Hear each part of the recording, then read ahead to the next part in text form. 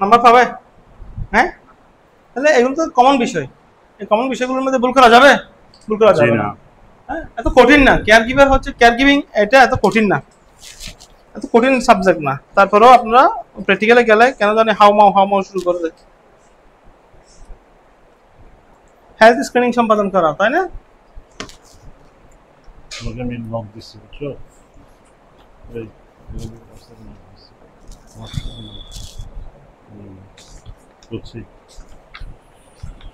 আচ্ছা, গত ক্লাসে আমরা কতটুকু পড়ছিলাম হেলথ স্ক্রিনিং সম্পাদন করার মধ্যে?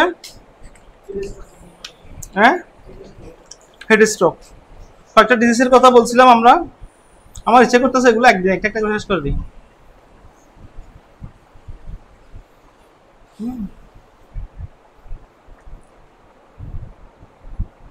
ডেঙ্গু জ্বর বলছিলাম না? ডেঙ্গু, ম্যালেরিয়া বলছিলাম, টাইফয়েড বলছিলাম না? Heat stroke. এখন 2-1 দিন ধরে গরম, যেভাবে গরম পড়তেছে, হ্যাঁ, হিট স্ট্রোক। হিট স্ট্রোকটা কিসের কারণে হয়? গরমের, অতিরিক্ত গরমের কারণে। টেম্পারেচার যখন বেড়ে যায়, আমাদের বডি টেম্পারেচার যখন বেড়ে যাবে, তখন কি হবে? বডি টেম্পারেচারের সাথে, বডি টেম্পারেচারের চেয়ে যদি আপনার বাইরের ওয়েদার ও টেম্পারেচার গরমটা যদি বেড়ে যায়, তাহলে হিট স্ট্রোক হওয়ার সম্ভাবনা থাকে। হ্যাঁ, হিট স্ট্রোক কি?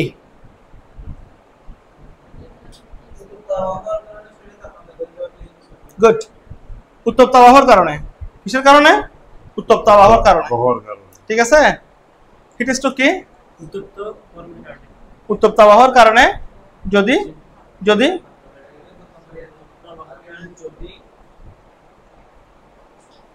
যদি কি হবে? টেম্পারেচার বৃদ্ধি পেয়ে শরীরের উপর যে প্রভাবটা পড়ে তাকে হিট স্ট্রোক বলে। উত্তপ্ত আবহাওয়ার কারণে শরীরের তাপমাত্রা বেড়ে গেলে, সোজা কথা, ছোট একটা সিম্পল কথা, হ্যাঁ, উত্তপ্ত আবহাওয়ার কারণে শরীরের তাপমাত্রা বেড়ে গেলে এটাকে হিট স্ট্রোক বলে, তাই না? আচ্ছা, হিট স্ট্রোক হলে আমরা কি সাইন দিয়ে বুঝতে পারবো? হিট স্ট্রোক হলে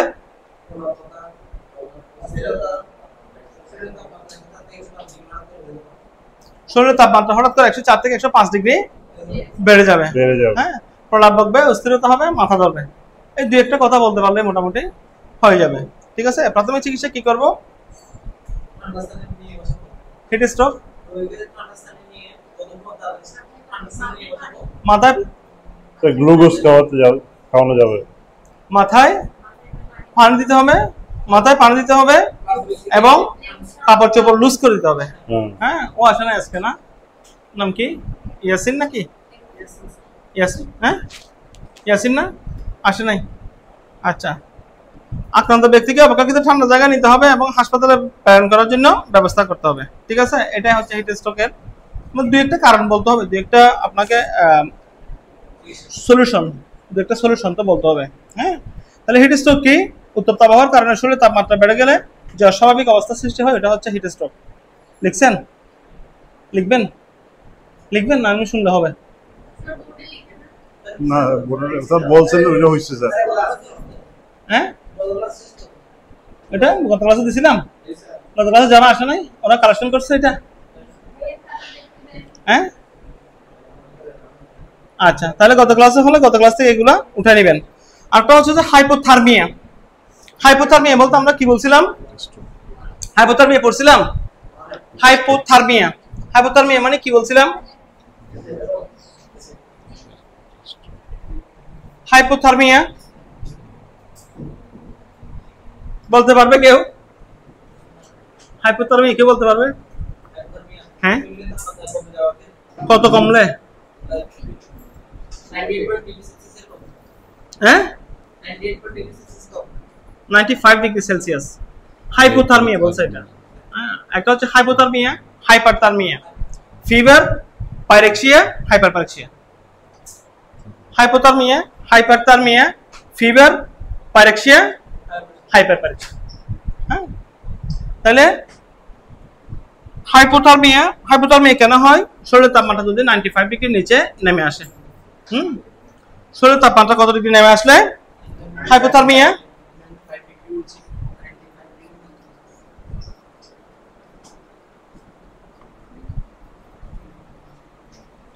আল্লাহ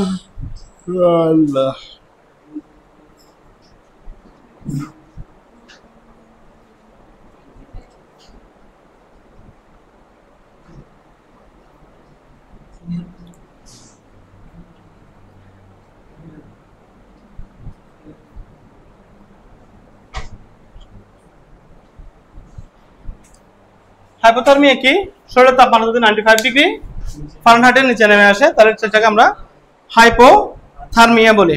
কি কারণে হতে পারে? এমনি কি কারণে হতে পারে? কারণ কজেস হাইপোথার্মিয়ার কারণগুলো কি হতে পারে? ঠান্ডা আবহাওয়ার কারণ হতে পারে। আর তিনটা কারণ, একটা হচ্ছে যে কারণগুলো কি কজেস, কারণগুলো কি কি? একটা হচ্ছে অতিরিক্ত ঠান্ডার কারণে, অতিরিক্ত ঠান্ডার কারণে। আরেকটা হচ্ছে যদি ঠান্ডা পানিতে পড়ে গেলে। আরেকটা হচ্ছে কি স্পঞ্জিং, জ্বর হওয়ার পরে যদি আমরা অতিরিক্ত স্পঞ্জিং করি,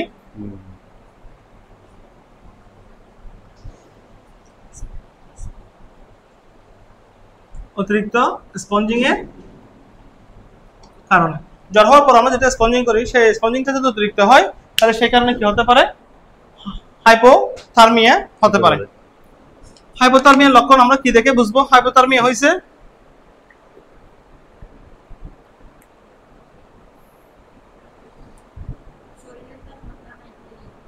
নাইনটি ফাইভ ডিগ্রি ফারেনহাইটের নিচে, হ্যাঁ, শরীরের তাপমাত্রা যদি 95 ডিগ্রি ফারেনহাইটের নিচে নেমে আসে তাহলে তাকে আমরা হাইপোথার্মিয়া বলবো। ঠিক আছে? হাইপোথার্মিয়ার কজগুলো কি কি? অতিরিক্ত ঠান্ডার কারণে হাইপোথার্মিয়া হতে পারে, ঠান্ডা পানিতে পড়ে গেলে অতিরিক্ত হাইপোথার্মিয়া হতে পারে, অতিরিক্ত স্পঞ্জিং করার কারণে হাইপোথার্মিয়া হতে পারে। কারণ অনেকগুলো কারণ আছে, তার মধ্যে এই তিনটা কারণ হচ্ছে মেইন। ঠিক আছে? হাইপোথার্মিয়ার লক্ষণ, সাইন সিমটম আমরা কি দেখে বুঝবো যে হাইপোথার্মিয়া হচ্ছে? কিছু নিয়ে আসবে না,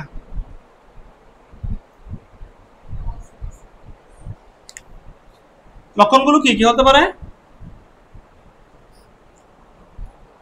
লক্ষণ হচ্ছে যে শরীর ঠান্ডা হয়ে যাবে, হ্যাঁ, শরীর ঠান্ডা হয়ে যাওয়া,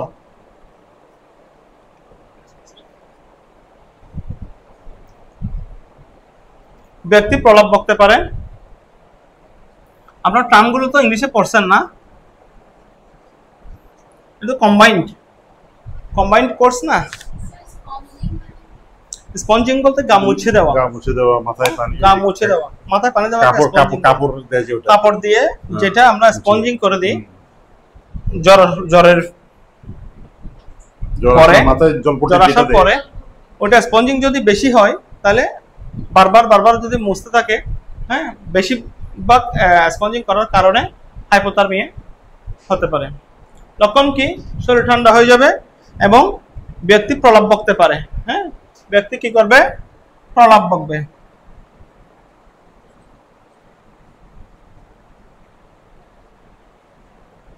ব্যক্তি প্রলাপ বকতে পারে। শ্বাস প্রশ্বাস ধীর গতিতে চলবে।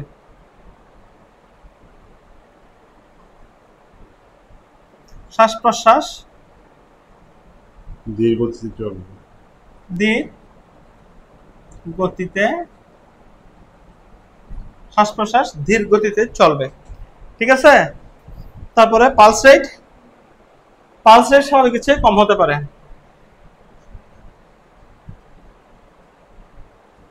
পালস রেট স্বাভাবিকের চেয়ে কম হবে। ঠিক আছে? কাঁপুনি আসতে পারে,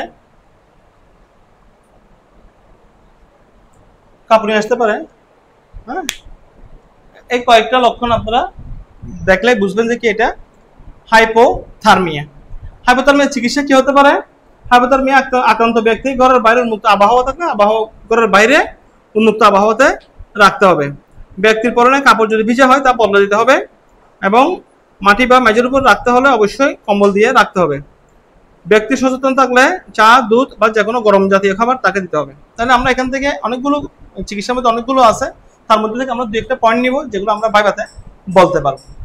দু একটা পয়েন্ট, হ্যাঁ, এখানে তো অনেকগুলোই আছে, আমরা অতগুলো বলতে যাব না, কেমন? তাহলে আমরা চিকিৎসা কি করতে পারি? ব্যক্তিকে উন্মুক্ত আবহাওয়ায় রাখতে হবে। হাইপোথার্মিয়া, উন্মুক্ত আবহাওয়া থেকে সরিয়ে ব্যক্তিকে কি করতে হবে? যদি উন্মুক্ত আবহাওয়ায় থাকে তাহলে তার কাছ থেকে ঘরে নিয়ে আসতে হবে। সরি, প্রলাপ বকতে পারে, ব্যক্তি প্রলাপ বকতে পারে। তাহলে প্রাথমিক চিকিৎসা কি হবে? যদি আপনাকে জিজ্ঞেস করে হাইপোথার্মিয়া যদি হয় তাহলে প্রাথমিক চিকিৎসা কি হতে পারে? তো ব্যক্তি যদি ঠান্ডা স্থানে থাকে এটা হাইপোথার্মিয়া। কি হাইপোথার্মিয়া? হাইপোথার্মিয়া বলতে আমরা আগে বলছি কি তাপমাত্রা কত হবে? 95 ডিগ্রি ফারেনহাইটের নিচে চলে আসবে। তাহলে আমাদের কাজ হবে কি ওইটা বাড়ানো, যেটা নিচে নেমে আসছে টেম্পারেচারটাকে বাড়ানো। টেম্পারেচারকে বাড়াতে গেলে আমরা কি করতে পারি? এটা প্রাথমিক চিকিৎসা কি হতে পারে?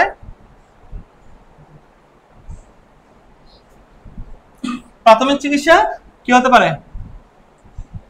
স্যার হাতের তালু পায়ের তালু তো প্রথমে করতে হবে স্বাভাবিক তাপমাত্রা নিয়ে আসতে হবে, যে ঠান্ডা স্থান থেকে স্বাভাবিক তাপমাত্রায় নিয়ে আসতে হবে। হ্যাঁ, ঠান্ডা স্থান থেকে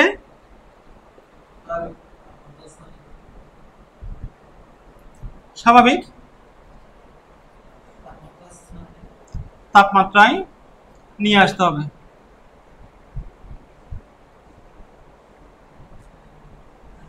এক, ব্যক্তিকে কি করতে হবে? ঠান্ডা স্থান থেকে স্বাভাবিক তাপমাত্রার মধ্যে নিয়ে আসতে হবে। আরেকটা কি করতে পারে? পরনের কাপড় যদি ভিজা হয় সেটা আমরা চেঞ্জ করে দিতে পারি। পরনের কাপড় ভিজা হলে চেঞ্জ করে দিতে হবে। পরনের কাপড় ভিজা হলে তা বদলে দিতে হবে। পরনের কাপড় ভিজা হলে তা বদলে দিতে হবে। হ্যাঁ, তারপর একটা কি করতে পারি? ব্যক্তি যদি সচেতন হয়, সচেতন মানে অনেক সময় হাইপোথার্মিয়ার কারণে কাঁপুনি নিয়ে আসলে অচেতনও হয়ে যেতে পারে। হ্যাঁ, তখন আমরা কি করব? অচেতন ব্যক্তিকে আর খাওয়ানো সম্ভব না। ব্যক্তিকে কি করতে হবে? আস্তে আস্তে একটা পরিবেশের মধ্যে অ্যাডজাস্ট করতে হবে। এরপর ব্যক্তি যদি সচেতন হয়, মানে জ্ঞান যদি ফিরে আসে বা একটু যদি ভালো লাগে তার, তাহলে তাকে চা, দুধ, কফি, এই ধরনের চা, দুধ বা গরম পানীয়, হ্যাঁ, তাকে কি করতে হবে? ব্যক্তি সচেতন হলে ব্যক্তি, এগুলো আপনারা পড়ছেন না? কিন্তু আপনারা পড়ছেন মনে হয়, ডিএমএস এ পড়ছেন না এগুলা? ব্যক্তি সচেতন হলে তাকে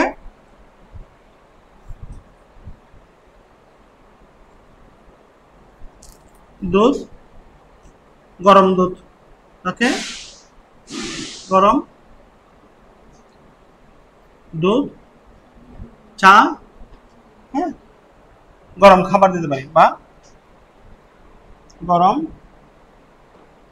তরল খাবার দিতে হবে। তিনটা পয়েন্ট পেলাম। হ্যাঁ, তাহলে কি করতে হবে? গরম দুধ বা চা বা গরম খাবার, গরম পানীয়, ক্যালোরিযুক্ত খাবার তাকে দিতে হবে। হ্যাঁ, এবং আরেকটা হচ্ছে যে কি তার শ্বাস প্রশ্বাস এবং পালস, হ্যাঁ, এগুলো চেক করতে হবে। শ্বাস প্রশ্বাস এবং পালস চেক করতে হবে। চেক করতে হবে। এরপরও যদি আমরা ব্যক্তিকে ভালো করতে না পারি তাহলে কি করতে হবে?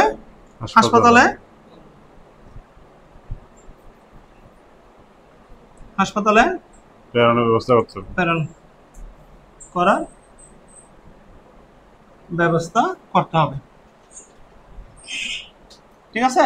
তাহলে আমরা অনেকগুলো পয়েন্ট আছে, অনেকগুলো পয়েন্টের মধ্যে আমরা দু একটা পয়েন্ট, এতগুলো পয়েন্ট আমরা বলে লাভ নাই, আমরা দু একটা পয়েন্ট নিব, এখান থেকে দু তিনটা পয়েন্ট বলতে পারলে না। হ্যাঁ, কমন জিনিস, একদম কমন জিনিস। হ্যাঁ, ঠিক আছে? তাহলে এটা হচ্ছে কি হাইপোথার্মিয়া। হাইপোথার্মিয়া কি? বডি টেম্পারেচার যদি 95 ডিগ্রি নিচে নেমে আসে তাহলে সেটাকে আমরা বলবো হাইপোথার্মিয়া। কি দেখে আমরা বুঝবো এই পেশেন্টের হাইপোথার্মিয়া হয়েছে? কত কাঁপুনি আসতে পারে, শরীর ঠান্ডা হয়ে যেতে পারে, ব্যক্তি প্রলাপ বকতে পারে, বা শ্বাস প্রশ্বাস ধীরগতিতে হতে পারে, পালস রেট স্বাভাবিকের চেয়ে কম থাকবে। ঠিক আছে? কি কারণে হয়? অতিরিক্ত ঠান্ডার কারণে হতে পারে, বা রোগী যদি পানিতে পড়ে যায়, হ্যাঁ ঠান্ডা পানিতে পড়ে গেলে হতে পারে, অতিরিক্ত স্পঞ্জিং এর কারণে হতে পারে। কি চিকিৎসা দিব? প্রাথমিক চিকিৎসা কি দিব আমরা? রোগীকে ঠান্ডা স্থান থেকে স্বাভাবিক তাপমাত্রায় নিয়ে আসতে হবে। ঠান্ডা স্থান থেকে স্বাভাবিক তাপমাত্রায় নিয়ে আসতে হবে। হ্যাঁ, পরনের কাপড় যদি ভিজা না হয়, হ্যাঁ ভিজা হয়, তাহলে তা চেঞ্জ করে দিতে হবে। পরনের কাপড় ভিজা হলে তা চেঞ্জ করে দিতে হবে। এদিকে আসো, এদিকে দাও, সিগনেচার এদিকে দাও। হ্যাঁ, নাম লিখে, আচ্ছা আমি লিখবো না, আমি লিখবো। হ্যাঁ হ্যাঁ, আমাকে দেখতে হবে কারা ক্লাস করতেছে কারা ক্লাস করতেছে না। ঠিক আছে?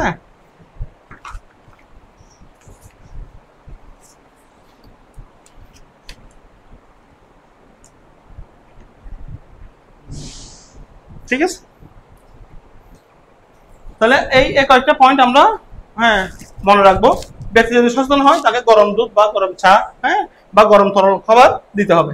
শ্বাস প্রশ্বাস এবং পালস চেক করতে হবে। এরপরে যদি আমরা দেখতেছি কি তার শ্বাস প্রশ্বাসের হারটা কম আছে, পালস রেটটা কম আছে, রোগী সুস্থ হচ্ছে না, আমরা যে প্রাথমিক চিকিৎসাগুলো দেওয়ার কথা, প্রাথমিকভাবে যে কাজটা করার কথা ওইটা করার পরে কি সুস্থ হচ্ছে না, তাহলে আমরা তাকে হাসপাতালে প্রেরণ করার ব্যবস্থা করব। এটা গেল হচ্ছে যে কি হাইপোথার্মিয়া। হাইপোথার্মিয়া, ঠিক আছে? ক্লিয়ার সবাই? কি নাম?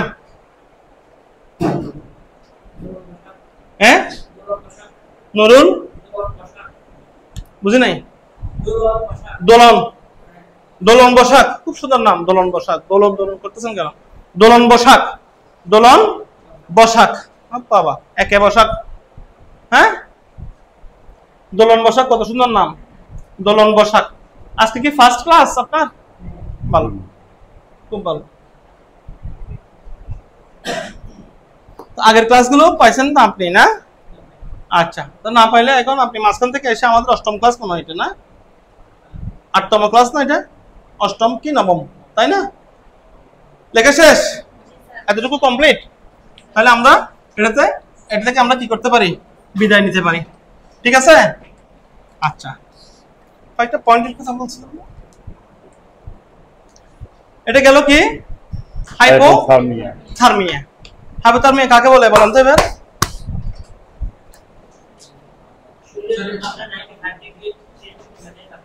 হাইপোথার্মিয়া বলে। লক্ষণ কি দেখে বুঝবো আমি হাইপোথার্মিয়া হয়েছে?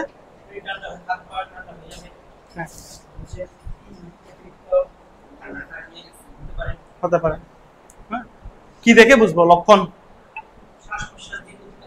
শ্বাস প্রশ্বাস দীর্ঘ দিতে হবে, শরীরে কাঁপুনি আসতে পারে, হাত পা কমে যেতে পারে। এগুলো দেখে বুঝবো যে আমরা কি এটা হাইপোথার্মিয়া হয়েছে। প্রাথমিক চিকিৎসা কি দিব? চেঞ্জ করে দিতে হবে। পেশেন্ট যদি আর্দ্র অবস্থায় থাকে তাহলে তাকে স্বাভাবিক তাপমাত্রায় টেম্পারেচার যেখানে আছে সেখানে নিয়ে আসতে হবে, এবং দুধ খাবার দিতে হবে। গুড, অতটুকু বলতে পারলে enough. Okay, sit down please. আচ্ছা, এবার হচ্ছে আমরা একটা ডিহাইড্রেশন বলি না? ডিহাইড্রেশন, পানি কম খেলে হয় ডিহাইড্রেশন। ডিহাইড্রেশন মানে কি? পানি শূন্যতা, পানির ঘাটতি হয় শরীরে। যে আমাদের ইলেকট্রোলাইট আছে না, সেটা কমে গেলে তখন এটাকে আমরা ডিহাইড্রেশন বলি। ইলেকট্রোলাইটস গুলো কি কি বলতে পারবা? দুটো ইলেকট্রোলাইটস এর নাম বলো তো, Cynthia. Sodium chloride, potassium chloride, magnesium chloride. হ্যাঁ, ওইগুলো হচ্ছে কি electrolytes. Potassium chloride, sodium chloride, হ্যাঁ ম্যাগনেসিয়াম, হ্যাঁ ক্যালসিয়াম, ওগুলো হচ্ছে কি ইলেকট্রোলাইটস। তো পানি শূন্যতা কখন হয়? আমাদের শরীর থেকে যখন ইলেকট্রোলাইটস গুলো ইমব্যালেন্স হয় তখন পানি শূন্যতা বা ডিহাইড্রেশন হয়। ডিহাইড্রেশন কি? ডিহাইড্রেশন মানে হচ্ছে কি পানি শূন্যতা। হ্যাঁ, ডিহাইড্রেশন কি? পানি শূন্যতা। পানি শূন্যতা কি কারণে হতো আমাদের আগে জানতে হবে যে আমাদের শরীরের মধ্যে স্বাভাবিক কতটুকু পানি থাকা দরকার। একজন সুস্থ মানুষের শরীরে কতটুকু পানি থাকা দরকার? হ্যাঁ, স্বাভাবিক পরিমাণ কতটুকু পানি থাকা দরকার?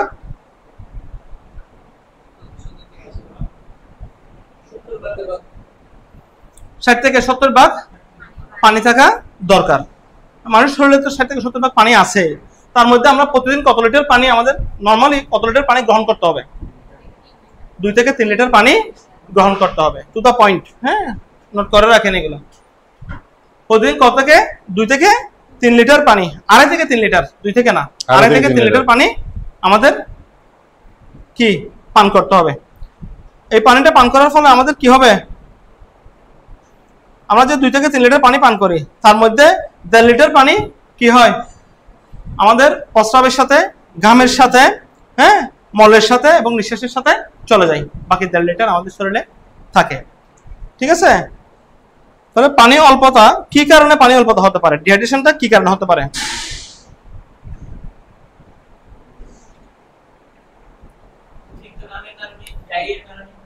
গুড। ডিহাইড্রেশন বা পানি অল্পতা কি? আমাদের শরীরে যখন স্বাভাবিকের চেয়ে পানির পরিমাণটা কমে যায়, আমাদের শরীরে স্বাভাবিকের চেয়ে স্বাভাবিক পরিমাণের চাইতে কমে গিয়ে যে অবস্থার সৃষ্টি হয়, হ্যাঁ, আমাদের শরীরে স্বাভাবিক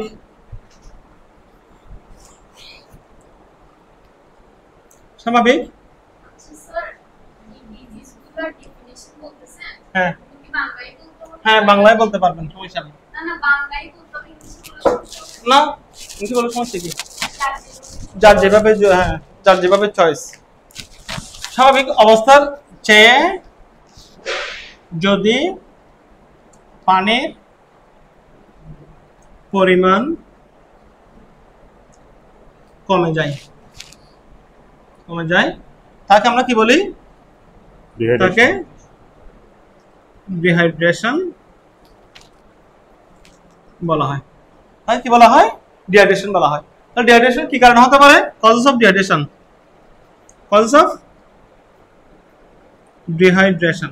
ডিহাইড্রেশন কি কারণে হতে পারে? কি কারণে ডিহাইড্রেশন হতে পারে? অতিরিক্ত ঘাম, হ্যাঁ হতে পারে। প্রচুর ঘাম নির্গত হলে হতে পারে। অধিক পরিশ্রম করলে হতে পারে। অতিরিক্ত ঘামের কারণে হতে পারে। তারপর আর কি? অতিরিক্ত শারীরিক পরিশ্রম করলে, তার মানে অতিরিক্ত কোনো কিছু ভালো না আর কি। হ্যাঁ, অতিরিক্ত শারীরিক পরিশ্রম করলে। আর কি কিসের কারণে হতে পারে? ডায়রিয়া হতে পারে। ডায়রিয়ার কারণে হতে পারে। আর কিসের কারণে হতে পারে? হ্যাঁ, পরিমাণ মতো পানি না খেলে। আরেকটা কারণ হতে পারে, যদি প্রচুর রক্তপাত হয়। যদি প্রচুর রক্তপাত হয় তাহলে সেক্ষেত্রেও ডিহাইড্রেশন হতে পারে। অথবা রক্তপাতও নাই, ডায়রিয়াও নাই, ঘামও নাই, হ্যাঁ, এবং পরিশ্রমও করা নাই, তারপরেও পানি শূন্যতা হতে পারে। যদি বেশি বমি হয়,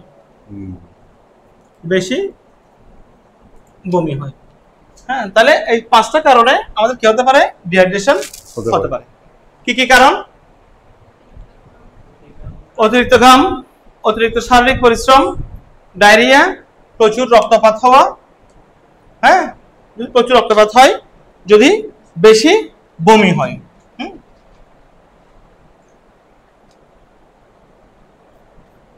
প্রচুর রক্তপাত হলে বা বেশি বমি হলে তাহলে কি হতে পারে? ডিহাইড্রেশন হতে পারে। ডিহাইড্রেশন যে আমার যে ডিহাইড্রেশন হচ্ছে এটা আমি বুঝবো কেমনে?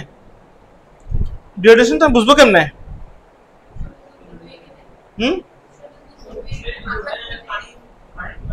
ডিহাইড্রেশনটা বুঝবো কেমনে? লক্ষণগুলো কি দেখে বুঝবো আমরা?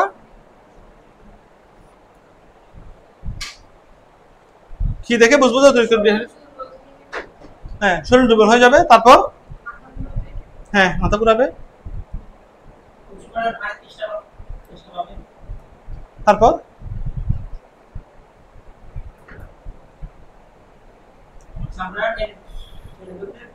এখানে যে ডিহাইড্রেশন আছে, ডিহাইড্রেশনকে আমরা তিনটা ভাগে ভাগ করে থাকি সাধারণত। হ্যাঁ, আমরা তো ডিপে যাচ্ছি না আর কি, যেগুলো আপনার জানতে হবে মোটামুটি অতটুকু গেলেই চলবে। ডিহাইড্রেশনকে আমরা তিনটা ভাগে ভাগ করে থাকি। কি ডিহাইড্রেশন?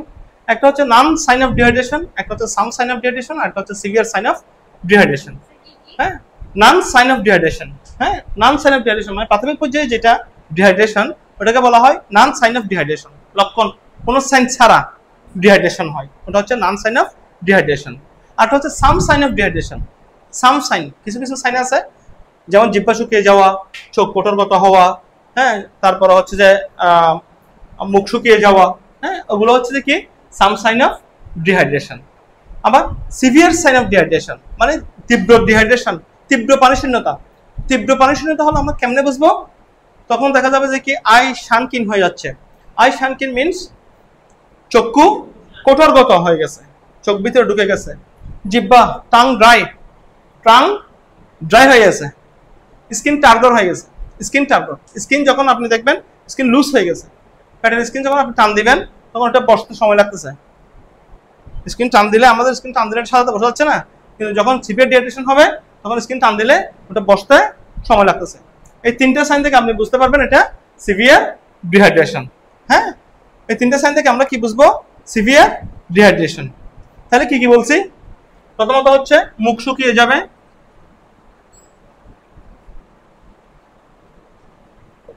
তারপর হচ্ছে যে আই শানকিন মানে চক্ষু কোটরগত হবে, স্কিন টার্গর মানে চামড়া ঢিলে হয়ে যাবে, চামড়া ঢিলা হয়ে যাবে। হ্যাঁ, তারপর আর কি হতে পারে? এটার কারণে মাসেল ক্রাম্পিং হতে পারে। হ্যাঁ, মানে মাংস পেশিতে খিঁচুনি, যেটা মাসেল ক্রাম্পিং। অনেক সময় হাত পা পড়ে যায় না, এরকম পড়ে যেতে পারে। হ্যাঁ, মাসেল ক্রাম্পিং বা খিঁচুনি, মাংস পেশিতে খিঁচুনি হতে পারে।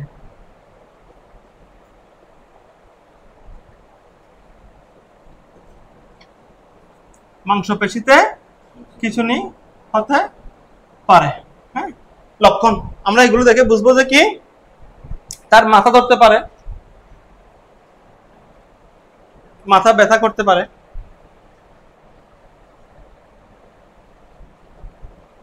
হেডেক।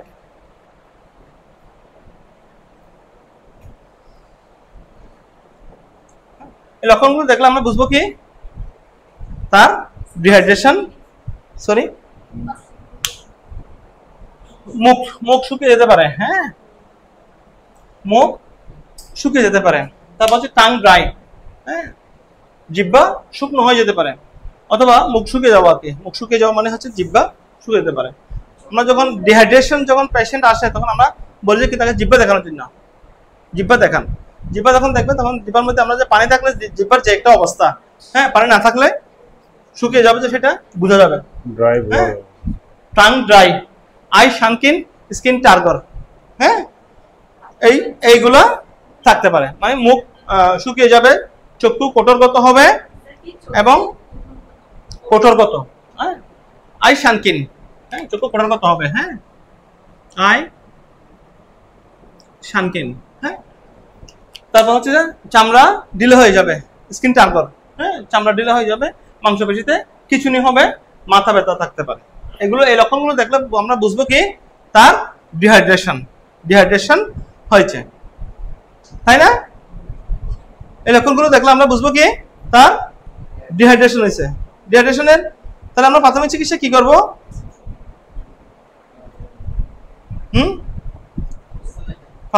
প্রাথমিক অবস্থায় পেশেন্টকে একটা কমফোর্টেবল পজিশনে রাখতে হবে না? যদি এই ধরনের হয় তাহলে একটা আরামদায়ক পরিবেশে পেশেন্টকে কমফোর্টেবল পজিশন, কমফোর্টেবল মানে আরামদায়ক পজিশনে রাখতে হবে। পজিশনে রাখতে হবে। 1 2 নম্বর হচ্ছে দেখি প্রাথমিক চিকিৎসা, তাই না?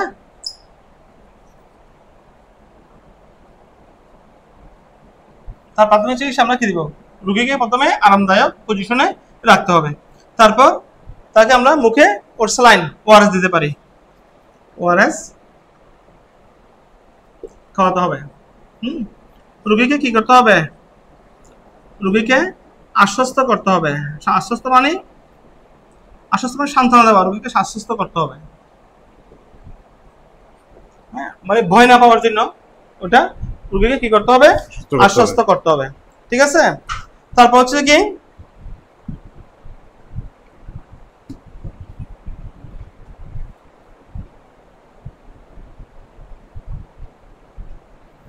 মাংসপেশি যদি টান ধরে, ওই যে বললাম মাসল ক্র্যাম্পিং, কোথায়?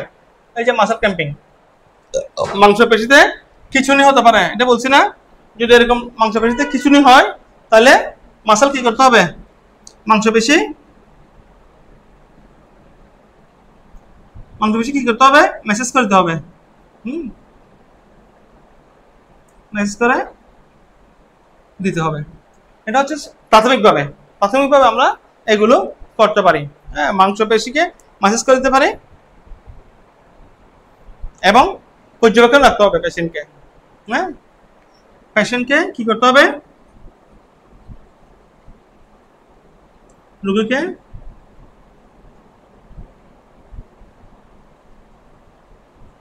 পর্যবেক্ষণে রাখতে হবে। ঠিক আছে, পেশেন্টকে কি করতে হবে? পর্যবেক্ষণ রাখতে হবে। কেন পর্যবেক্ষণে রাখবো? এই ডিহাইড্রেশন বা পানি অল্পতা এটার কারণে, যে কারণ দিয়ে এটা শুরু হয়েছে, হ্যাঁ, ভমিটিং এর কারণে হতে পারে, ডায়রিয়ার কারণে হতে পারে, আমরা তাদের কারণগুলো বলছি না? লক্ষণ কজেস বলছি না? কজেস বলছি। কজেস কি কি? অতিরিক্ত শারীরিক পরিশ্রম করলে, অতিরিক্ত ঘাম, ডায়রিয়া, প্রচুর রক্তপাত হলে, যদি বেশি বমি হয়, তাহলে এই কারণগুলো, হ্যাঁ, এই কারণগুলোর এগেইনস্টে আমাদের কি করতে হবে? যদি বমি হয় পেশেন্টকে আমি অ্যান্টিভমিটিং ড্রাগস দিতে পারি, হ্যাঁ, অ্যান্টিভমিটিং ড্রাগস দিতে পারি। যদি প্রচুর রক্তপাত হয় তাহলে রক্তবন্ধ হওয়ার ড্রাগ আছে না, ওইটাও দিতে পারি। ডায়রিয়া হলে পেশেন্টকে ওরসোলাইন ওআরএস দিতে পারি। অতিরিক্ত যদি কি হয়, শারীরিক পরিশ্রম করে, তাহলে শারীরিক পরিশ্রম কমাইতে হবে। তারপর অতিরিক্ত ঘাম দিলে ঘাম মুছে দিতে হবে, ঘাম যাতে না আসে তার ব্যবস্থা করতে হবে। ঠিক আছে, এগুলো হচ্ছে প্রাথমিকভাবে। প্রাথমিক চিকিৎসা হচ্ছে কি? আরামদায়ক পজিশনে রাখতে হবে, ওআরএস খাওয়াইতে হবে, রোগীকে আশ্বস্ত করতে হবে। মাংসপেশি যদি কিছু নিয়ে আসে তাহলে মাংসপেশি মেসেজ করে দিতে হবে, রোগীকে পর্যবেক্ষণে রাখতে হবে। পর্যবেক্ষণে রাখবো কেন? রোগী যাতে এই ডিহাইড্রেশনের 3টে স্টেজ বললাম না? None sign of dehydration, some sign of dehydration, severe sign of dehydration. 3টে টার্ম বলছি না ডিহাইড্রেশনের? ওই 3টে টার্ম থেকে প্রথমটা হচ্ছে নান, তার মানে তার কিছু লাগতেছে না, তাকে পর্যবেক্ষণে রাখলে হবে। দ্বিতীয়টা যখন হবে তখন রোগীকে একটু ওরসোলাইন দিতে হবে। যখন তৃতীয় পর্যায়ে চলে যাবে সিভিয়ার সাইন অফ ডিহাইড্রেশন, যখন হবে আমরা কেমনে বুঝবো সিভিয়ার সাইন অফ ডিহাইড্রেশন? 3টে শুধু জিনিস আমরা পর্যবেক্ষণ করলে বুঝবো এটা সিভিয়ার সাইন অফ ডিহাইড্রেশন। কি কি? সিভিয়ার সাইন অফ ডিহাইড্রেশন হলো তার আই হবে শানকিন, চক্ষু কোটরগত হবে, 1। 2 নম্বরের মধ্যে টাং ড্রাই, টাং একদম ড্রাই হয়ে যাবে, আর হচ্ছে স্কিন টার্গর হয়ে যাবে। স্কিন টার্গর মানে হচ্ছে চামড়া ঢিলে হয়ে যাবে। ওটা আমরা চামড়া যখন ধরবো তখন বুঝতে পারবো। যখন সিভিয়ার হবে তখন আরেক মুহূর্ত দেরি করা যাবে না, সাথে সাথে তাকে আইভি ফ্লুইড স্টার্ট করতে হবে, অথবা go to the refer to the nearable hospital for better management. হ্যাঁ, সেন্ড করতে হবে কোথায়? পেশেন্টকে নিয়ারেবল হসপিটালে। কি নাম আপনার? হ্যাঁ, ইসরাত জাহান। ক্লাস করছিলেন আগে? একটাও করেন নাই না? তাহলে আজকে নতুন কয়জন আসছে? 2জন না 3জন। কি নাম আপনার? তানজিন। হ্যাঁ, আপনারা রেগুলার ক্লাস করবেন। হ্যাঁ, রেগুলার ক্লাস করলে অনেক কিছু জানতে পারবেন, বলতে চেষ্টা করবো আর কি। রেগুলার ক্লাস না করলে তো বোঝা যাবে না। এখন ওরা 8টা ক্লাস করে ফেলছে, আপনারা এখন আসছেন, এখন আগের ক্লাসগুলো কি বুঝতে পারবেন না। হ্যাঁ, বসেন, ধরে নেবেন পড়াগুলো, ওদের কাছ থেকে ধরে নেবেন, কিছু জানার চেষ্টা করবেন, কিছু দেখানোর চেষ্টা করবেন। ঠিক আছে, প্র্যাকটিক্যালি তো কিছু দেখাইতে হবে আমাদেরকে। প্র্যাকটিক্যাল কি নিয়ে করব? হ্যাঁ, ফেভার নিয়ে প্র্যাকটিক্যাল করতে হবে। সিভিয়ার টিভিয়ার দিও। হ্যাঁ, প্র্যাকটিক্যাল হচ্ছে যে আমরা বাগেল চ্যানেল একটা প্র্যাকটিক্যাল করছিলাম না এর আগে। আজকে হচ্ছে কি বার, বৃহস্পতিবার না? তাহলে আগামী শনিবার আমরা একটা প্র্যাকটিক্যাল করি বাগেল চ্যানেলের উপর। যে ভিপিটিপি মাপছিলাম তো পাচ্ছি না। বিপিটিপি কেন হবে? বিপি আবার টিপি হতে পারে। বিপিটিপি, বিপি মাপার মেশিনের নাম কি? হ্যাঁ, বিপি মাপার যে মেশিন ওটার নাম কি? ভিপি মাপছে যে মেশিন ওটার নাম, যে মেশিন দিয়ে আমরা বিপি মাপি, হ্যাঁ, ওটার নাম কি?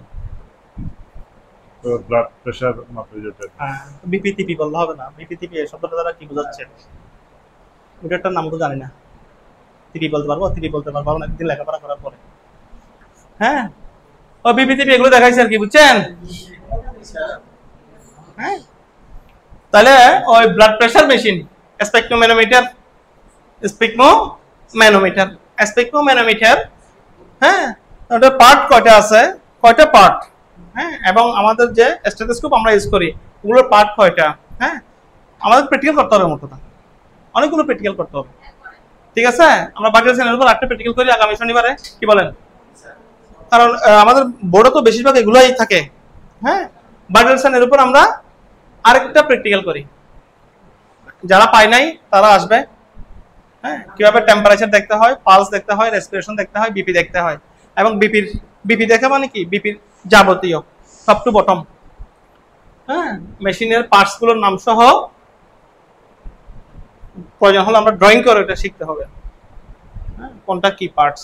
হ্যাঁ, তারপর আমরা টেম্পারেচার কিভাবে দেখি, টেম্পারেচার আমরা কিভাবে দেখি, আমরা অনেকে টেম্পারেচার দেখি কিন্তু আমরা জানি না, কারণ খুঁটিনাটি অনেক কিছু বিষয় আছে, এত খুঁটিনাটি ভাবে জিজ্ঞেস করলে তাহলে কেউ পারার কথা না, তাই না? টিচার যখন বসে, আমি তো এখানে পড়াচ্ছি একসাথে, মনে করেন আপনারা 20 জন, কিন্তু পরীক্ষা দিবেন তো আপনি একজন, ওয়ান বাই ওয়ান। তো এখন আমারও 1 বাই 1 পরীক্ষা নিতে হবে, নাহলে আমি বুঝতে পারবো না। হ্যাঁ, 1 বাই 1 পরীক্ষা না নিলে আমি বুঝতে পারবো না, কারণ আমি এখানে গড়ে সবাইকে ভালো বলতেছি, কিন্তু আসলে যে কে ভালো, আসলে কি পরীক্ষার মধ্যে কে মানে উঠে যাবে চাকুনি দিবে না একটা, ওই চাকুনির মধ্যে কে উঠে যাবে কে নিচে পড়ে যাবে বলা বড় মুশকিল। আমার তো মনে হচ্ছে সবাই ভালো, কারণ সবাই ভালো আনসার দিচ্ছে। হ্যাঁ, এখানে আমি যেটা জিজ্ঞেস করতেছি সবাই পারতেছে, কিন্তু যখন আমি 1 বাই 1 বসবো তখন কিন্তু এটা অনেক ডিফিকাল্ট হয়ে যায়। আমাদের যে এক্সাম, এই এক্সামের 3টা পার্ট আপনারা জানেন তো, যারা নতুন আসছেন, আমরা যে এক্সামে বসবো ওই এক্সামের 3টা পার্ট জানেন তো। একটা হচ্ছে এমসিকিউ, প্রশ্ন থাকবে 30টার মতো, এমসিকিউতে প্রশ্ন থাকবে 30টার মতো। আরটা হচ্ছে ডেমনস্ট্রেশন, ব্যাখ্যা করে বলতে হবে আপনাকে। আরটা হচ্ছে ভাইবা, মৌখিক বলতে হবে। আপনি যে মনে করেন আমি জিজ্ঞেস করলাম কি, এমসিকিউতে আসছে টেম্পারেচার নরমাল রেট কত, ভাইবাতে আসছে আপনি মানে যদি একটা জ্বরের রোগী কিভাবে ম্যানেজ করবেন, আর ডেমনস্ট্রেশনে আসছে আপনি একটা জ্বরের রোগী কিভাবে জ্বর দেখবেন, হ্যাঁ, ওটা আমাকে দেখান, করে দেখান। তাহলে 3 ধরনের প্রশ্ন না, 3টা প্রশ্ন হচ্ছে কি রিলেটেড, টেম্পারেচার রিলেটেড, একই প্রশ্ন। রিটার্নে আসছে নরমাল টেম্পারেচার কত, যখন ভাইবা দেখেছেন তখন জিজ্ঞেস করতেছে একটা জ্বরের রোগী কিভাবে ম্যানেজ করবেন, তখন আপনি বললেন স্যার এই করবো এই করবো। ওই যে আমরা ফিভার পড়াইছি, লক্ষণ দিছি না, স্পঞ্জিং করতে বলছি না জ্বরের রোগীকে, এইগুলা ভাইবাতে জিজ্ঞেস করবে। আর ডেমনস্ট্রেশনে বলবে ওর জ্বর 105 ডিগ্রি ফারেনহাইট, আপনি একটু জ্বরটা মেপে একটু দেখান, ডেমনস্ট্রেশন। তখন কেউ থার্মোমিটার ধরো এদিকে, কেউ থার্মোমিটার ধরো ওদিকে, হ্যাঁ, কেউ এখানে দিলে মিটারটা ওদিকে বেড়ে যায়, হ্যাঁ, বুঝেন না? আর জিব্বার নিচে দিতে বললে কেউ হপ করে থাকে, মানে অন্যরকম একটা অনুভূতি, তাহলে এটা ডেমনস্ট্রেশন হবে না। আর হুট করে গিয়ে মাত্র আমি আমার হাতটা ধরে মাত্র মিটারটা দিতে পারবো, পারমিশন নিতে হবে না, পারমিশন নিতে হবে, ও পারমিশন নিতে হবে, মানে হি ইজ এ পেশেন্ট, তার পারমিশন নিতে হবে, তাকে একটু নরম করে বলতে হবে, বিনয়ের সাথে বলতে হবে। বাবারে মারে ডেকে, বাইরে বন্ধুরে ডেকে কি বিনয়ের সাথে বলে আমি কি আপনার জ্বরটা দেখতে পারি, এই যে কথাগুলো বলা পেশেন্টের সাথে বলে যে তার কাছ থেকে ওইটা আদায় করা সো ডিফিকাল্ট। আমরা যতই এমনি উপর থেকে বলি না কেন, অনেক সহজ মনে হচ্ছে আমাদের কাছে, কিন্তু এখানে বলতে গেলে এখানে একটা না দুটো একটা অবশ্যই ভুল হবে। ভুল ছাড়া কোনো ব্যক্তি এখানে বাইরে বোর্ড থেকে আসতে পারবে না, একটা দুটো অবশ্যই ভুল হবে। হয়তো আপনি সবকিছু করছেন কিন্তু ওয়াজ দেখেন নাই, আবার ওয়াজ দেখছেন, জ্বর মাপছেন, সবকিছু করছেন, চার্টের মধ্যে লিখেন নাই। আবার জ্বরও মাপছেন, ওয়াশও দেখছেন, চার্টের মধ্যে লিখছেন, কিন্তু আপনি রোগীর পারমিশন দেন নাই। আবার রোগীর পারমিশন নিচ্ছেন, জ্বরও মাপছেন, লিখছেনও, সবকিছু ঠিক মতো হয়েছে, কিন্তু আপনি ওটা লিখার পরে ডিগ্রির পরে ফারেনহাইটটা লিখার নাই। জ্বর পাইছে কত? 101 ডিগ্রি। হ্যাঁ, ডিগ্রি পরে যেখানে ফারেনহাইট লিখতে হয় এটা আপনি লিখেন নাই, ভুল হবে। শুধু জ্বরটা শিখাইতে ওর 3 সময় চলে যাবে। আমি যদি 1 বাই 1 করি তাহলে জিনিসগুলো খুব ইজি হবে। ঠিক আছে? হবে না? খুব ইজি হবে না সিনথিয়া? হ্যাঁ, তারপর জ্বর আমরা পালস দেখি কোথায়, কোন কোন সাইডে পালস দেখি? পালস দেখার সাইডগুলোর নাম বলতে পারবা? কে বলতে পারবে? সামির ভুলে গেছো তো, ভুলে গেলে চলবে? এগুলো তো আমাদের কন্টিনিউয়াস প্রসেস। লার্নিং হচ্ছে কি কন্টিনিউয়াস প্রসেস, তাই না? ভুলে গেলে চলবে? চলবে না, কমন জিনিস, এগুলো মনে রাখতে হবে। দেখি দু একটা সাইডের নাম বলো তো। আমরা যে পালস দেখি, কোন কোন সাইডে পালস দেখি? শুধু টেম্পারেচার, পালস, রেসপিরেশন, বিপি, এই চারটে দেখলে মোটামুটি আপনারা অনেকটা পাস করে যাবেন। হ্যাঁ, বাকিগুলো বাদে দিলাম, কোডিং গুলো বাদে দিলাম। কয়েকটা সাইড, টেম্পোরাল, ডরসাল, উপর থেকে আসো, টেম্পোরাল পালস, উপর থেকে আসলে আর ভুলবা না তোমরা। ওই সিস্টেমেটিক্যালি যদি বলো তাহলে ভুলবা না। টেম্পোরাল পালস, ক্যারোটিড পালস, তারপর হচ্ছে ব্রাকিয়াল, রেডিয়াল, ফিমুরাল, পপলেটিয়াল, ডরসাল। কয়টা হয়েছে? 7-8টা হয়ে গেল। এত দরকার নেই, তুমি যখন 3টে বলতে পারবে টিচার বলতে হ্যাঁ ঠিক আছে ঠিক আছে। সিরিয়ালি বলতে না পারলে তুমি ট্রলি বলতে হবে। আমরা তো স্টুডেন্ট নির্ণয় করি কেমনে? তুমি যে শিখছো কি শিখো নাই, এটা কি আমি তোমার ভিতরে ঢুকছি? হ্যাঁ, তাহলে আমরা কেমনে বলতে পারি? এটা তোমার টোনটা দেখে বোঝা যাবে। টোন তোমার যদি বলতে কি পালস আমরা কোথায় কোথায় দেখি, কয়েকটা পালস পার্টসের নাম বলেন। আমরা যে পালস দেখি, পালস দেখার কয়েকটা সাইডের নাম বলেন, কয়েকটা সাইড বলেন, পালস দেখার সাইড। তখন তুমি যদি শুরু করে বলো যে কি হ্যাঁ স্যার পপলেটিয়াল বা ডরসাল বা ক্যারোটিড, ব্রাকিয়াল, হ্যাঁ রেডিয়াল, তখন দুইটা তখন ট্রলি বলবা, টিচার বলতে হ্যাঁ ঠিক আছে ওকে। আচ্ছা তুমি যদি বলো তুমি 8টা সবগুলো জানো, 8টা সাইড সবগুলোর নাম জানো, কিন্তু তুমি বলার সময় sir temporal, radial, sir radial, brachial, sir brachial, তাহলে এরকম করে যদি বলো তাহলে তোমাকে 8টা সবগুলো জিজ্ঞেস করবে। ঠিক আছে? 8টা সবগুলো জিজ্ঞেস করবে, তুমি পারতেছো না আরো। আর যদি বলার সময় বলো টেম্পোরাল, ক্যারোটিড, ব্রাকিয়াল, রেডিয়াল, 2-3টা বলার পর ঠিক আছে। হ্যাঁ, তাহলে এগুলো কি করতে হবে, এগুলো সম্পর্কে একটু আমরা আরেকটা ক্লাস নেই, কেমন? আরেকটা প্র্যাকটিক্যাল ক্লাস নেই, এটা ভালো হবে না? ভালো হবে? আরেকটা প্র্যাকটিক্যাল ক্লাস নেই, অনেক কিছু শিখার আছে। যেমন এই যে এই ভাই তো ক্লাস করছে, কিন্তু বিভিন্ন মাপার মেশিনটার নাম তো বলতে পারতেছি না, হুট করে মনেও আসে না,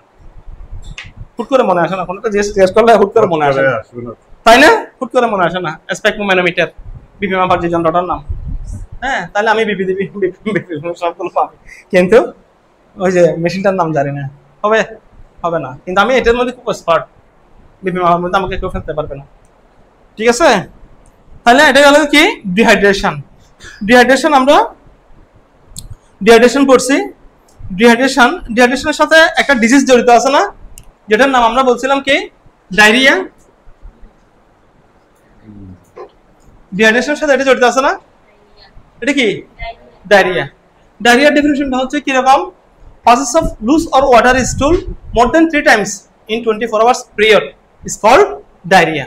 তার মানে যদি 24 ঘন্টার মধ্যে 3 বারের বেশি পাতলা পায়খানা হয় তাহলে সেটাকে আমরা কি বলি? ডায়রিয়া। হ্যাঁ, 24 ঘন্টার মধ্যে 3 বারের অধিক যদি পাতলা পায়খানা হয় সেটাকে আমরা বলি কি? ডায়রিয়া। হ্যাঁ, তাহলে ডায়রিয়া কাকে বলে?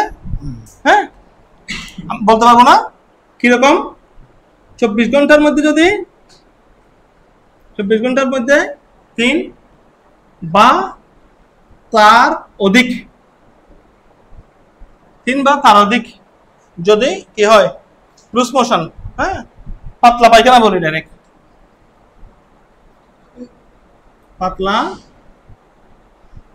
পায়খানা হয় তাকে ডায়রিয়া বলে। ঠিক আছে, ডায়রিয়া কাকে বলে? ডায়রিয়া কি?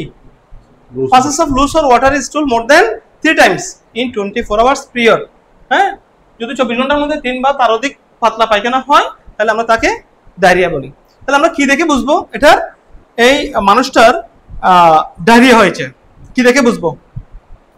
হ্যাঁ, আমরা কি দেখে বুঝবো? ওই বুঝবো বলতে লক্ষণগুলো কি হবে? লক্ষণ বা সাইন সিমটম যেটা বলি আমরা, লক্ষণ কি দেখে বুঝবো? ওই তার জিহ্বা শুকিয়ে যাবে, জিহ্বা শুকিয়ে যাবে। তারপর হচ্ছে চক্ষু কঠোরগত হবে,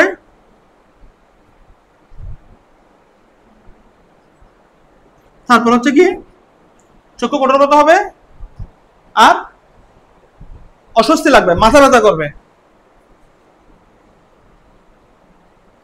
মাথা ব্যথা থাকবে।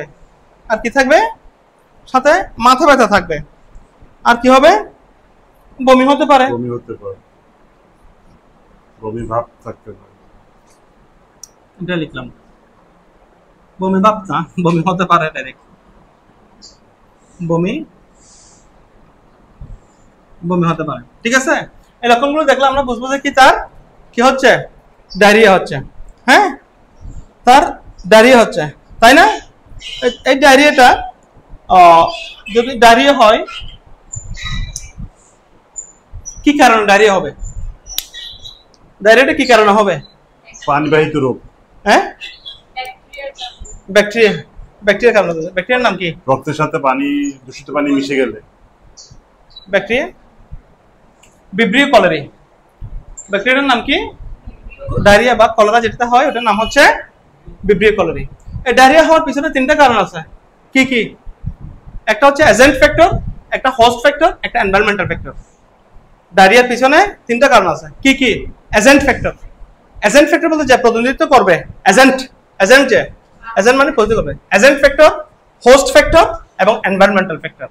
এজেন্ট ফ্যাক্টরের মধ্যে কি আছে? এজেন্ট ফ্যাক্টরের মধ্যে ব্যাকটেরিয়া, ভাইরাস, প্রোটোজোয়া, ফাঙ্গাস, এগুলো হচ্ছে এজেন্ট ফ্যাক্টর। ব্যাকটেরিয়ার মধ্যে কি আছে? ব্যাকটেরিয়ার মধ্যে ভিব্রিও কলেরি 01, ভিব্রিও কলেরি 0139। হ্যাঁ, এগুলো হচ্ছে যে আমার ডায়রিয়ার জন্য দায়ী। হ্যাঁ, ভাইরাসের মধ্যে রোটাভাইরাস। হ্যাঁ, এজেন্ট ফ্যাক্টরের মধ্যে। আর হোস্ট ফ্যাক্টরের মধ্যে তারা যারা সাসেপ্টিবল পারসন বা আমরা যাদেরকে বলি সংবেদনশীল ব্যক্তি। হ্যাঁ, ছোট বাচ্চা, বৃদ্ধ, দীর্ঘদিন ধরে অসুস্থ আছে, ডায়াবেটিস পেশেন্ট, এগুলো হচ্ছে কি সাসেপ্টিবল পারসন। এই সাসেপ্টিবল পারসনদেরও কি হতে পারে? ডায়রিয়া হতে পারে। হ্যাঁ, আরেকটা হচ্ছে কি এনভায়রনমেন্টাল ফ্যাক্টর। এনভায়রনমেন্ট, পরিবেশগত কারণে। হ্যাঁ, এনভায়রনমেন্টাল ফ্যাক্টর কখন হয়? এপ্রিল টু অক্টোবর আমাদের কি হয়? মৌসুমী বায়ু প্রবাহিত হয়। মৌসুমী বায়ু যখন প্রবাহিত হয় ওই সময়ের মধ্যে প্রচন্ড গরম থাকে, এপ্রিল টু অক্টোবর। হ্যাঁ, ওই গরমের কারণে কি হয়? আমরা যেখান সেখান থেকে পানি পান করি তীব্র গরমের কারণে। হ্যাঁ, আমরা তখন হেলথ হাইজিন মেনটেন করি না। তীব্র গরমের কারণে আমরা যেখানে অপরিষ্কার পানি পান করলে তখন আমাদের ডায়রিয়া হতে পারে। হ্যাঁ, তাহলে ডায়রিয়ার লক্ষণগুলো কি কি বললাম? জিহ্বা শুকিয়ে যাবে, চক্ষু কঠোরগত হবে, মাথা ব্যথা হবে, বমি ভাব হবে। কারণ আমি ট্রিটমেন্ট বা প্রাথমিক চিকিৎসা, ডায়রিয়া রোগের প্রাথমিক চিকিৎসা কি দিব? স্যালাইন। প্রাথমিক চিকিৎসা কি দিব? স্যালাইন। প্রাথমিক চিকিৎসার মধ্যে আমি ওআরএস দিতে পারি, তাই না? স্যালাইন, ডাব ওয়াটার, আর হচ্ছে কি কলা বা পাউরুটি।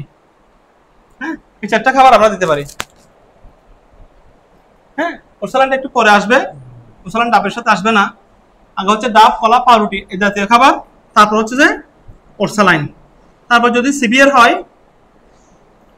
হয় সেক্ষেত্রে আইভি ফ্লুইড। হ্যাঁ,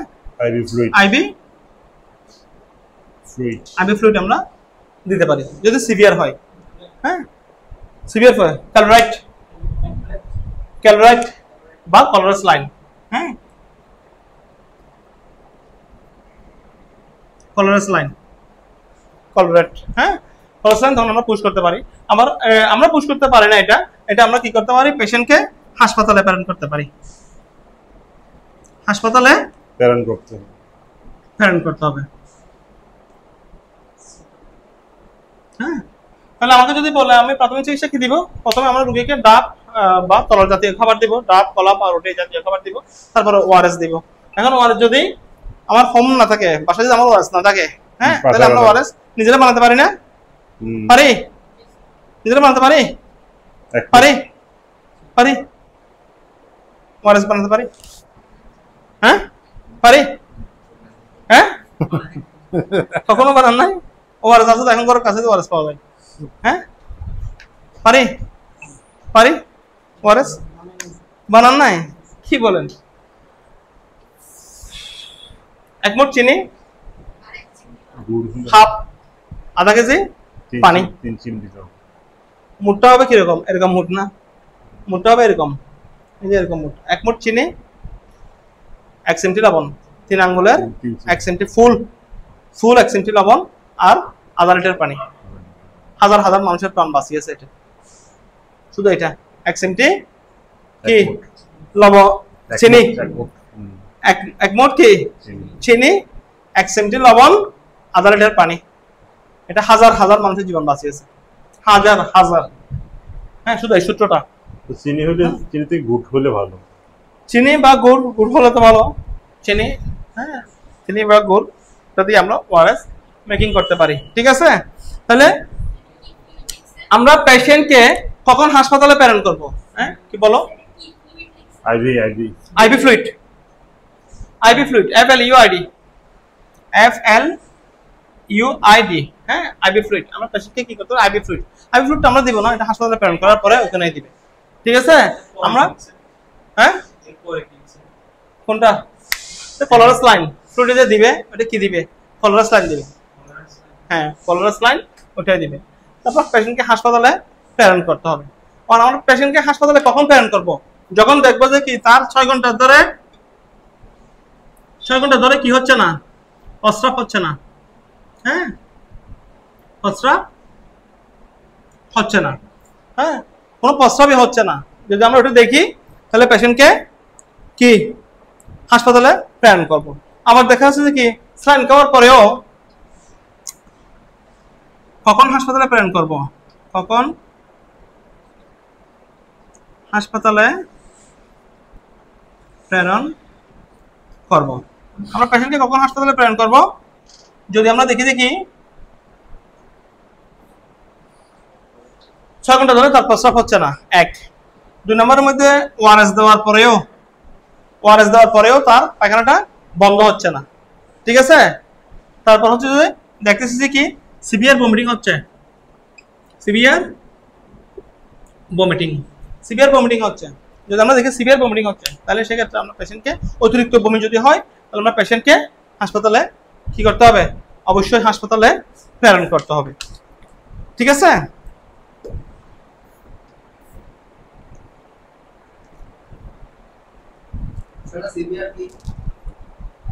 সিভিয়ার ভমিটিং, হ্যাঁ, সিভিয়ার ভমিটিং হলে তখন হাসপাতালে প্রেরণ করতে হবে, ঠিক আছে।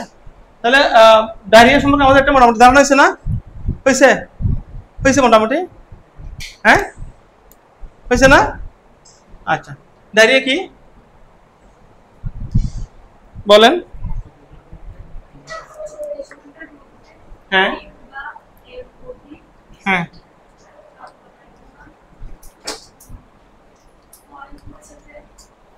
হ্যাঁ, 3 বার যদি পাতলা পায়খানা হলে আমরা সেটাকে কি বলবো?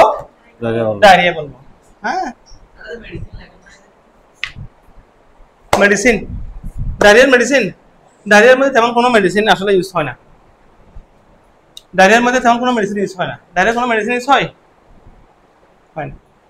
ডায়রিয়া হচ্ছে তোমার স্পেসিফিক মেডিসিন দিতে হবে। স্পেসিফিক মেডিসিন বলতে ভিব্রিও কলেরি 0139, ভিব্রিও কলেরি দ্বারা আক্রান্ত হলে আপনি কখন বুঝবেন? পেশেন্টের কি দেখে বুঝবেন যে আপনি এটা ভিব্রিও কলেরা থেকে আক্রান্ত হয়েছে? আমরা তো ডিপে যাব না, ঠিক আছে। আমার এই সাইন সিমটম দেখে একটা পেশেন্ট শনাক্ত করতে পারাটাই অ্যাজ এ কেয়ার গিভার হিসেবে আমার জন্য এনাফ।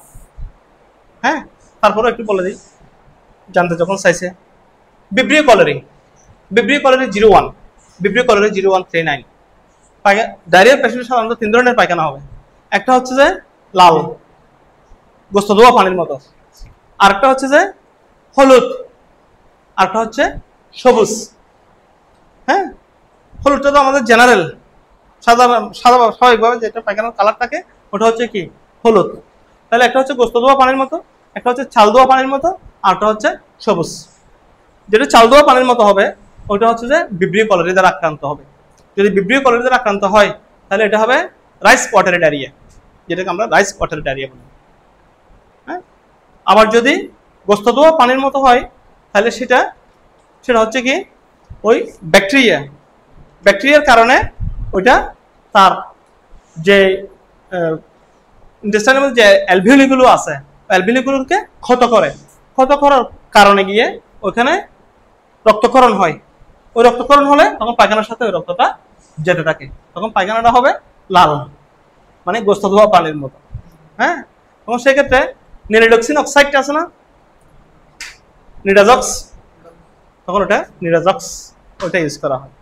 তারপর হচ্ছে যে কি আরেকটা আসবে হচ্ছে যে কি সবুজ পায়খানা। সবুজ যদি হয় তাহলে বুঝতে হবে এটা শিগালোসিস, শিগালা দ্বারা আক্রান্ত হয়েছে, তাহলে ওটা হচ্ছে যে কি শিগালোসিসের মধ্যেও নিরাডক্সিনে কাজ করবে। ঠিক আছে, আর অ্যান্টিবায়োটিক হিসেবে আমরা যেটা ইউজ করবি ডায়রিয়াতে সবচেয়ে বেটার অ্যান্টিবায়োটিক হচ্ছে এজিথ্রোমাইসিন খুব ভালো কাজ করে মানে ডায়রিয়ার মধ্যে। হ্যাঁ, খুব ভালো কাজ করে। আমি তো 9 বছর ছিলাম ইয়াতে কলকাতা হাসপাতালে, 9 বছর 9.5 বছরের অধিক সময় আইসিডিআর নিতে। হ্যাঁ, শুধু এটাই ইউজ করা হবে। হ্যাঁ, সিপ্রোফ্লক্সাসিলিন খুব রেয়ার কেসে ইউজ করা হয়। ওই যে ব্লিডিং যখন হবে ওটার মধ্যে সিপ্রোফ্লক্সাসিলিন ইউজ করা হয়। হ্যাঁ, এগুলো কিচ্ছু লাগে না, একদম কিছু ছাড়াই ডায়রিয়া ভালো হয়ে যাবে। কিচ্ছু একদিন দিন হবে এগুলো না, শুধু মুখে খাওয়াবে পেশেন্টকে আর আইভি ফ্লুইড দিবে, ভালো হয়ে যাবে। হ্যাঁ, আমরা যে এতগুলো মেডিসিন দেখি অতগুলো মেডিসিনের কোনো প্রয়োজন নেই। এই যে সিপ্রো লিখলাম, মেট্রো লিখলাম, তারপরে ইমোটিল লিখলাম, ফ্লাজিল মানে মেট্রোজেলটা লিখলাম, অনেকগুলো কিচ্ছু লাগে না। হ্যাঁ, তোমার এমনি যদি তুমি একটা ডায়রিয়া রোগী আর একটা হচ্ছে যে দুটো ডায়রিয়া রোগী নিছো, দুটো ডায়রিয়ার মধ্যে একটা ডায়রিয়া রোগীকে তুমি সম্পূর্ণ চিকিৎসা দিচ্ছ, আর একটা ডায়রিয়া রোগী চিকিৎসা দিচ্ছ না, তুমি পরীক্ষা করে দেখো দুটা কিন্তু সমানভাবে ভালো হয়ে যাবে, শুধু একটু ডিউরেশনের ব্যাপার। হ্যাঁ, ডিউরেশনটা কমানোর জন্য আমরা কি ইউজ করি, জিঙ্ক সালফেট। জিঙ্ক কি করে, জিঙ্ক যেটা ব্যবহার করা হয় ওটা কি করে, যেটা খাওয়ানো হয় ওটা ডিউরেশনটা কমে নিয়ে আসে।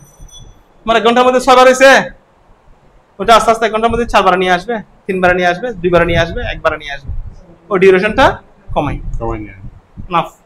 জিঙ্ক আর হচ্ছে যে তোমার এজিথ্রোমাইসিন, এই দুইটা। হ্যাঁ, আর হচ্ছে যে কলার মধ্যে আছে পটাশিয়াম, ডাব ওয়াটার, তার মধ্যে পটাশিয়াম আছে, ওআরএস, গ্লুকোজের যে পরিমাণটা কমে যাচ্ছে, ইলেকট্রোলাইট ইমব্যালেন্স হচ্ছে, সেটার জন্য হচ্ছে ওআরএস। ঠিক আছে, আবার অনেক সময় দেখা যাচ্ছে কি এই ডিজিজগুলোর মধ্যে আরো কয়েকটা ডিজিজ আছে, যেমন মনে করেন হার্ট কি স্ট্রোক হয় না, হার্ট ব্লক, আমরা স্ট্রোক বলি না, স্ট্রোক করছে, এটা ও স্ট্রোক করছে, মুখ বাঁকা হয়ে গেছে, মুখ দিয়ে লালা পড়তেছে, স্ট্রোক করছে। হ্যাঁ, স্ট্রোক কয় প্রকার, 2 প্রকার। কি কি, হার্ট এবং ব্রেন। হার্ট যদি স্ট্রোক হয় সেখানে হার্ট স্ট্রোক বলে না, ওটাকে হার্ট অ্যাটাক বলে। আর যদি ব্রেন স্ট্রোক হয় সেটা হচ্ছে ব্রেন স্ট্রোক। তাহলে হার্ট অ্যাটাক কেন হয় বলছিলাম, হ্যাঁ সরি, অতিরিক্ত রক্ত সঞ্চালনের কারণে। আচ্ছা, হাই প্রেসার যাদের আছে। আচ্ছা, আর কেউ, চর্বি, গুড, ওটার কারণে হতে পারে। আবার যদি আমাদের যে রক্তনালীগুলো আছে, রক্তনালীগুলোতে যদি চর্বি জমে যায়, তাহলে আমাদের আগে বলছিলাম না আমরা এই যে বাইকাসপিড ভালভ এবং ট্রাইকাসপিড ভালভ যেগুলো কাজ করে দিন রাত 24 ঘন্টা কাজ করে যাচ্ছে, কোনো কারণে যদি ওখানে আঘাতপ্রাপ্ত হয়, ব্লাড যদি ভালোভাবে যদি কি সার্কুলেশন হতে না পারে, হ্যাঁ, তখন কিন্তু হার্ট অ্যাটাক হওয়ার কি আছে সম্ভাবনা আছে। হ্যাঁ, তাহলে হার্ট অ্যাটাক হচ্ছে কি হৃৎপিণ্ড বা হার্টের রক্ত সরবরাহকারী করণিক ধমনীতে বাধার কারণে হৃৎপিণ্ডের মাংসপেশি পর্যাপ্ত অক্সিজেন থেকে বঞ্চিত হয়ে যে অবস্থা সৃষ্টি হয় তাকে হার্ট অ্যাটাক বলে। এক কথায় হার্ট অ্যাটাক কি?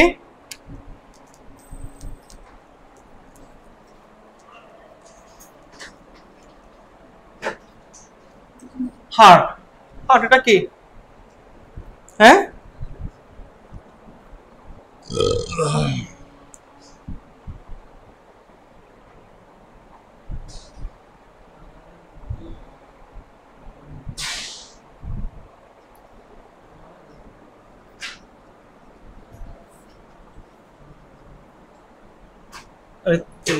হৃৎপিণ্ড বা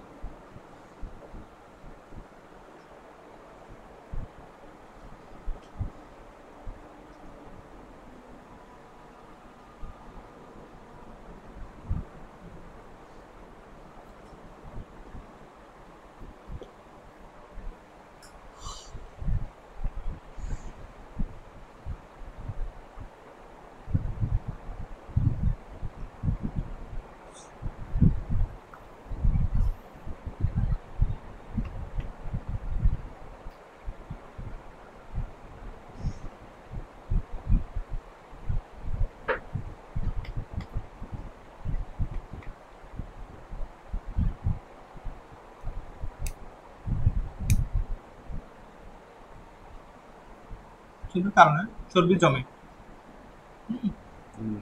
চর্বি জমে বা চর্বির কারণে, হ্যাঁ, চর্বি জমে রক্ত সরবরাহে বাধাপ্রাপ্ত হয়, তখন তাকে হার্ট অ্যাটাক বলে। হ্যাঁ,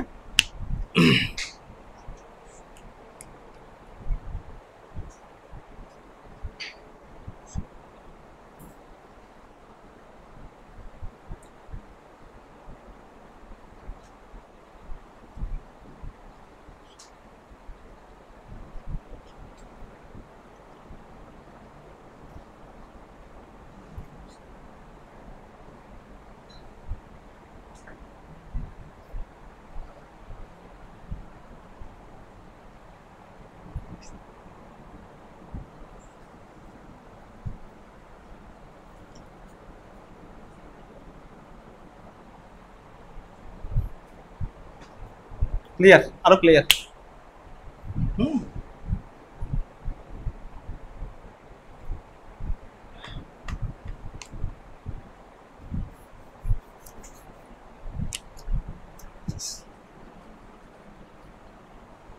কজেস বা কারণ ধমনীতে চর্বি জমা,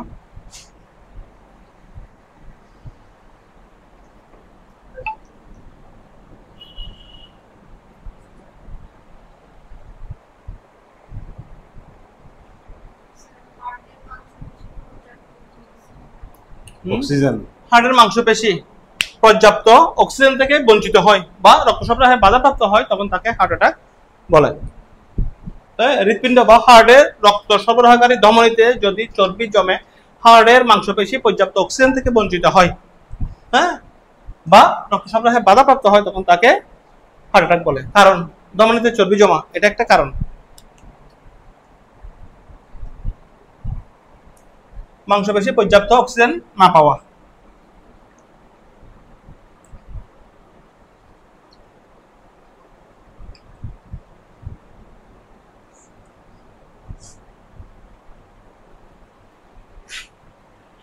মাংসপেশি পর্যাপ্ত পরিমাণে অক্সিজেন না পাওয়া।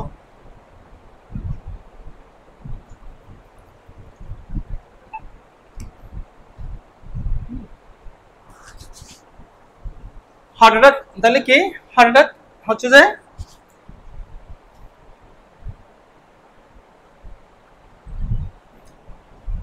হার্টের রক্ত সরবরাহের দমনে যদি চর্বি জমে হার্টের মাংসপেশি পর্যাপ্ত পরিমাণে অক্সিজেন না পায় তাহলে সেক্ষেত্রে কি হতে পারে? হার্ট অ্যাটাক হতে পারে। তাহলে কজের মধ্যে কি পাইছি আমরা? প্রথমে দুইটা পাইছি। একটা হচ্ছে কি? একটা হচ্ছে যে পর্যাপ্ত অক্সিজেন না পাওয়া, হ্যাঁ, আরেকটা হচ্ছে যে কি? ধমনীতে চর্বি জমা। হ্যাঁ, এই দুটো হচ্ছে যে কজেস। হ্যাঁ, মূল কজেস হচ্ছে যে এইটা।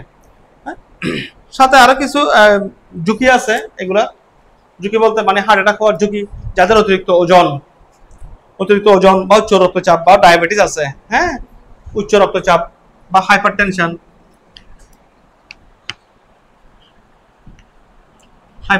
আছে বা ডায়াবেটিক আছে, হ্যাঁ, ওদেরও কি হতে পারে? হার্ট অ্যাটাক হওয়ার সম্ভাবনা আছে, তাই না?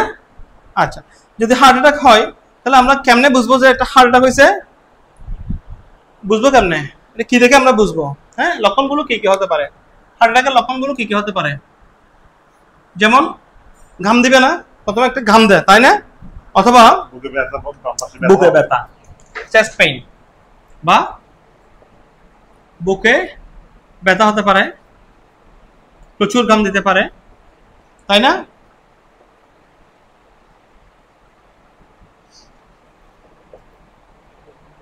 প্রচুর ঘাম দিতে পারে, হ্যাঁ, শ্বাসকষ্ট হতে পারে, কপাল বা মুখমণ্ডলে প্রচুর ঘাম হবে, ঠোঁট বা শ্বাসকষ্ট হবে। আর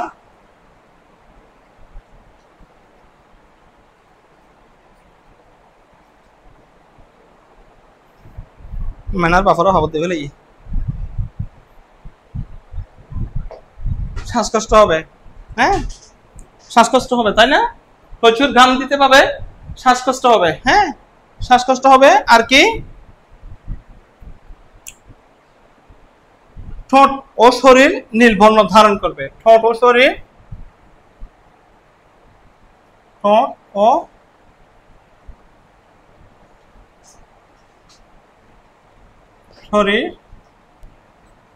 নীল বর্ণ ধারণ করবে। এই লক্ষণগুলো দেখলে আমরা বুঝতে পারবো এটা কি? হার্ট অ্যাটাকের দিকে যাচ্ছে পেশেন্ট। তার প্রাথমিক চিকিৎসা আমরা কি করব? অথবা ব্যক্তি হঠাৎ অজ্ঞান হয়ে যেতে পারে, হ্যাঁ, ব্যক্তি কি করবে? হঠাৎ অজ্ঞান হতে পারে, ব্যক্তি হঠাৎ অজ্ঞান হতে পারে, হ্যাঁ। লক্ষণ তাহলে হার্ট অ্যাটাকের লক্ষণগুলো কি কি?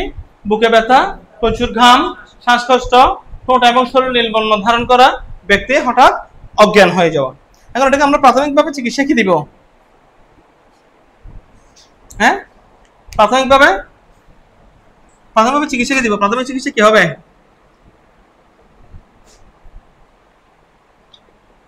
প্রাথমিক চিকিৎসা হবে কি?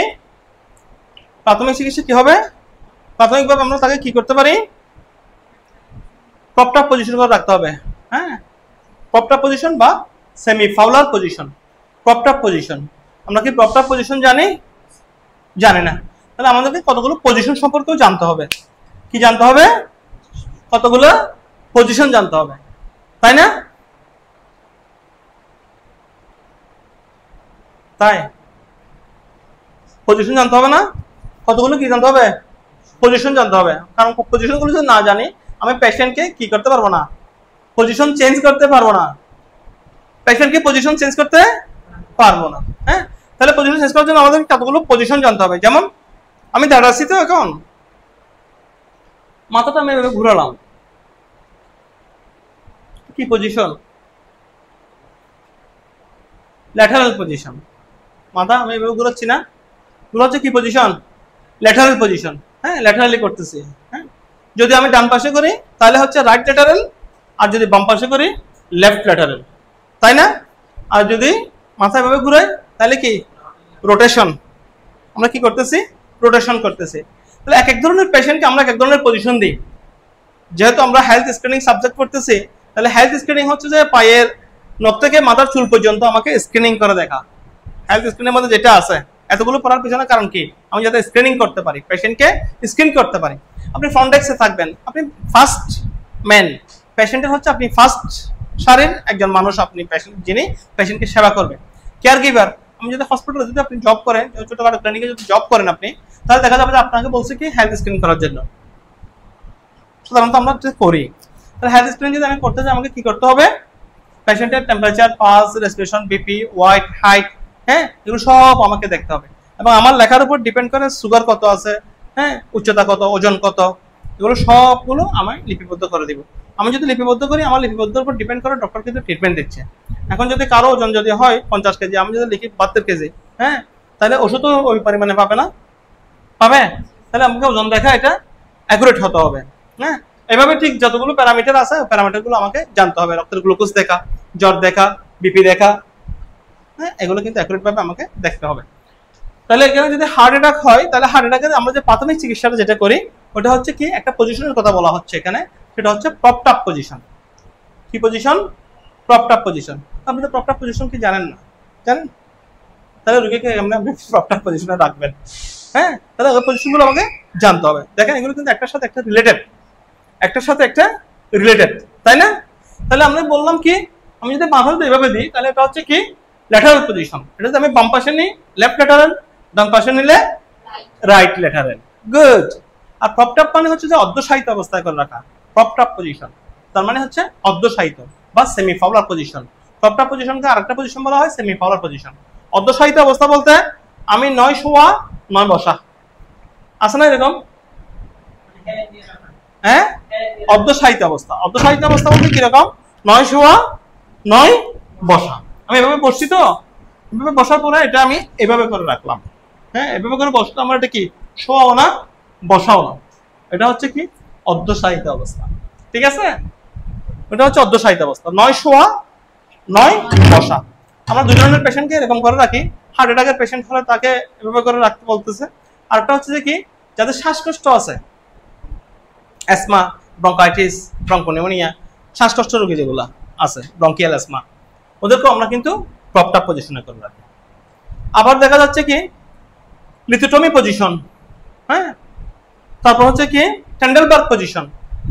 যখন রোগী শকে চলে যায় তখন ওগুলোকে রাখে কি ট্যান্ডেলবার্গ পজিশনে, মানে পা উপরে করে মাথার নিচে করে, ওটা হচ্ছে কি ট্যান্ডেলবার্গ পজিশন। আমরা যখন পজিশন পড়বো পজিশন সবগুলো আমরা তখন বলে দিব।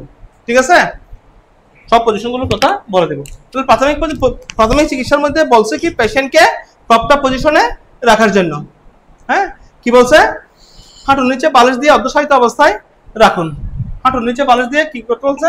অর্ধশায়িত অবস্থায় রাখতে বলছে। হ্যাঁ, propped up position, propped up position, propped up পজিশনে রাখতে হবে। রোগীকে কোন অবস্থায় রাখতে হবে? প্রপড আপ পজিশনে, পেশেন্টকে প্রপড আপ পজিশনে রাখতে হবে। কি প্রাথমিক চিকিৎসা কার? হার্ট অ্যাটাক পেশেন্টের।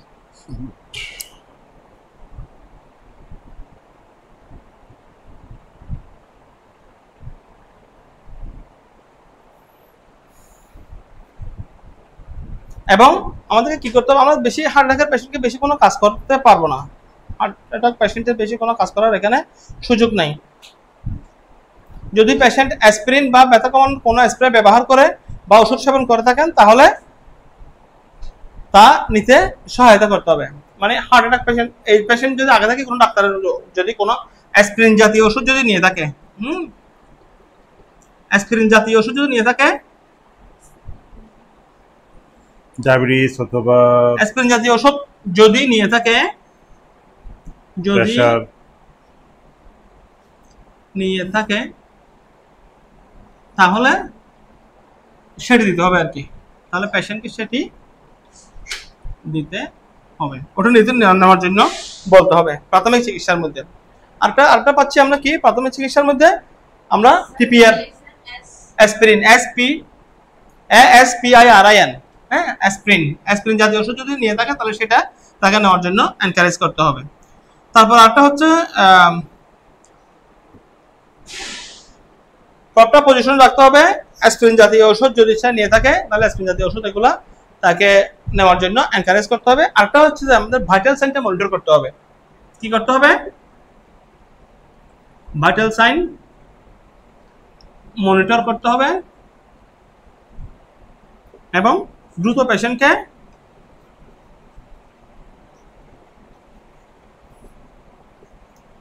হসপিটালে যদি শ্বাস নিতে কষ্ট আমরা অক্সিজেন দিতে পারি, রেফার করতে হবে। আপনার বাসায় অক্সিজেন আছে? আছে। সবার বাসায় আছে অক্সিজেন? অক্সিজেন কোথায় দিব? ওকে আপনার বাসায় আছে, আপনি অবশ্যই অক্সিজেন দিতে পারেন, কিন্তু আমার বাসায় তো অক্সিজেন নাই, আমি অক্সিজেন কোথায় দিব? হ্যাঁ, আমি পেশেন্টকে প্রপার পজিশন করে রাখবো, পায়ের নিচে একটা বালিশ দিব, এক ওপেন করে দিব, জায়গাটা ওপেন করে দিব, বাতাস করতে থাকবো। আর যদি কোনো ওষুধ আগে প্রিভিয়াস খাই থাকে অ্যাসপিরিন জাতীয় ওষুধ, তাহলে অ্যাসপিরিন জাতীয় ওষুধ গ্রহণ করতে বলবো। তার ভাইটাল সাইনটা মনিটর করবো এবং দ্রুত হাসপাতালে প্রেরণ করবো। আমি অ্যাজ এ কেয়ার গিভার হিসেবে এতটুকু আমার জন্য এনাফ। ঠিক আছে? Heart stroke. হার্ট স্ট্রোক হচ্ছে কি কারণ হচ্ছে? হার্ট স্ট্রোক কি বলো তো? হার্ট স্ট্রোক কি নাম তোমার? মোহাম্মদ আবু নাইম। বলো। হৃৎপিণ্ড থেকে যদি চর্বি জমা কোনো অবস্থায় শ্বাসকষ্ট সৃষ্টি হয়, হ্যাঁ, শ্বাসকষ্ট সৃষ্টি হয়ে সেখানে কষ্ট হয়, কষ্ট হয়ে হ্যাঁ, হৃৎপিণ্ড বা হার্টে রক্ত সরবরাহকারী ধমনীতে যদি চর্বি জমে মাংসপেশি পর্যাপ্ত অক্সিজেন থেকে বঞ্চিত হয়, রক্ত সরবরাহে বাধা সৃষ্টি করে, তাহলে হার্ট অ্যাটাক হতে পারে। তাহলে হার্ট অ্যাটাক হয়, হ্যাঁ, বাধাপ্ত হয়, তখন তাকে হার্ট অ্যাটাক বলে। হ্যাঁ, এটা একটু ক্রিটিক্যালও আছে, এত মানে না, এত ইজিও না মনে হচ্ছে, কারণ এখানে অনেকগুলো কথা চলে আসছে। হৃৎপিণ্ড, হার্ট, রক্ত সরবরাহকারী ধমনী, রক্ত সরবরাহকারী ধমনী, তাহলে আপনাকে আঠারিও চিনতে হবে, ধমনীও চিনতে হবে, ভেইনও চিনতে হবে, আঠারিও চিনতে হবে। কোনটা আঠারি কোনটা ভেইন? এক। চর্বি, চর্বি বলতে আমরা কি বলি? চর্বিকে খাদ্যের কয়টা উপাদান? 6টা উপাদান। খাদ্যের কয়টা উপাদান? 6টা উপাদান। কেউ বলতে পারবে 6টা উপাদান? সিনথিয়া বলতে পারবেন? আমরা যে খাবার গ্রহণ করি, খাবারের উপাদান কয়টা?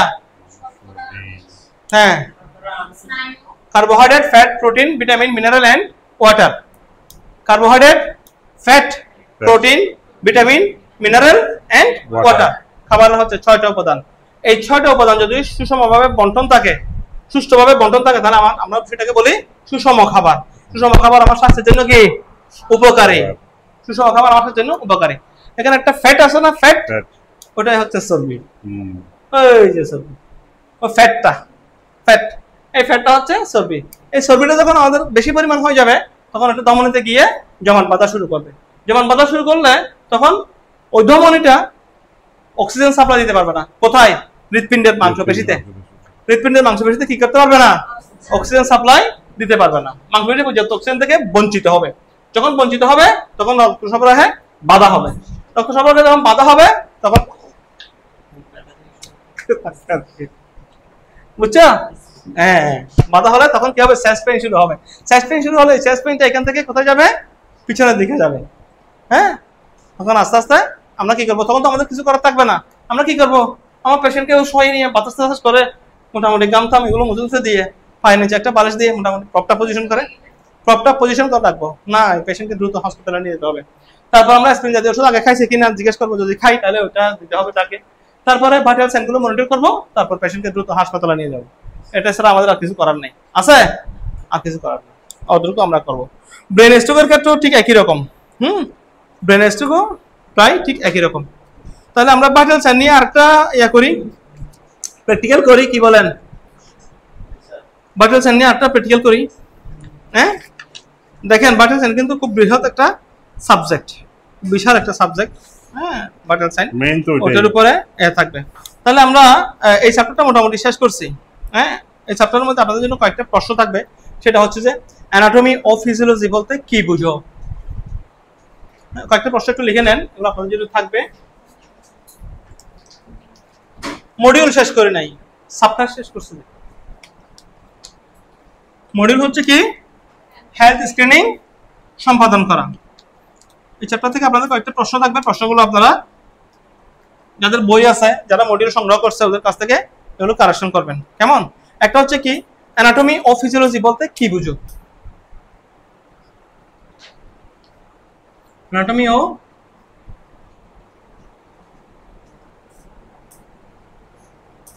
ফিজিওলজি বলতে কি বুঝো? এক। দুই, কয়েকটা প্রশ্ন, হ্যাঁ এগুলো আপনার জানতে হবে। ভাইটাল অর্গান কি? ভাইটাল অর্গান কি? হ্যাঁ, কয়েকটি ভাইটাল অর্গানের নাম লিখো।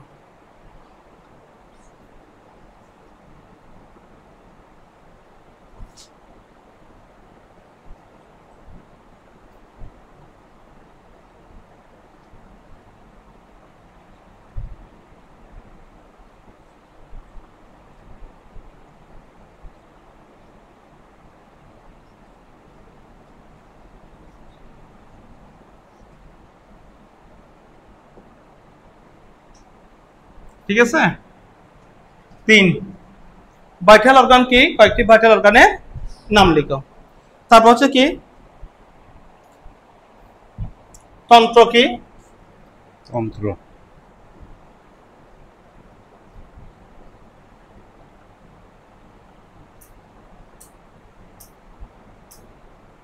মানব দেহের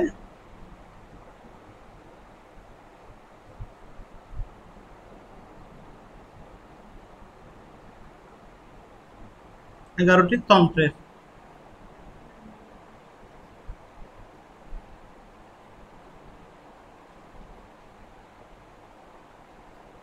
নাম লিখো। তন্ত্র কি? মানব দেহের কয়টা তন্ত্র? 11টি তন্ত্র। 11টি তন্ত্রের নাম লিখো। ঠিক আছে? রক্তের কাজ কি?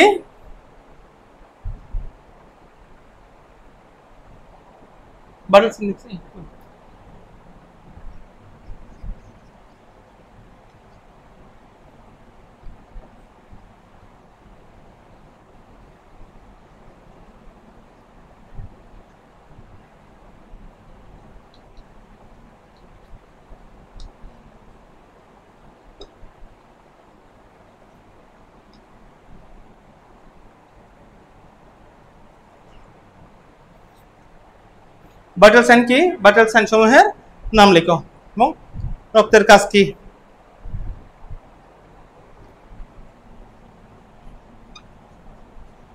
রক্তের কাজ কি? 6, কয়েকটি বডি মুভমেন্ট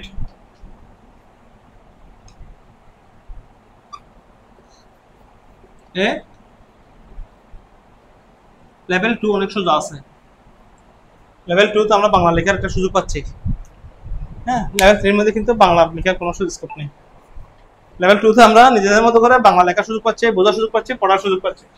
তাহলে হেলথ স্ক্রিনিং সম্পাদন করা প্রথম অধ্যায় থেকে 5 টপিক যেটা আছে এখান থেকে আমরা 6টা প্রশ্ন, এই 6টা প্রশ্ন আগামী ক্লাসে আমরা দেখে আসবো। কেমন? 6টা প্রশ্ন কি করব? আগামী ক্লাসে দেখে আসবো। বলো, কিছু বলবেন? আচ্ছা, অ্যানাটমি কি? ফিজিওলজি কি? অ্যানাটমি এবং ফিজিওলজি বলতে আমরা কি বুঝি? অ্যানাটমি কি? অ্যানাটমি হচ্ছে যে আমাদের শরীরের যে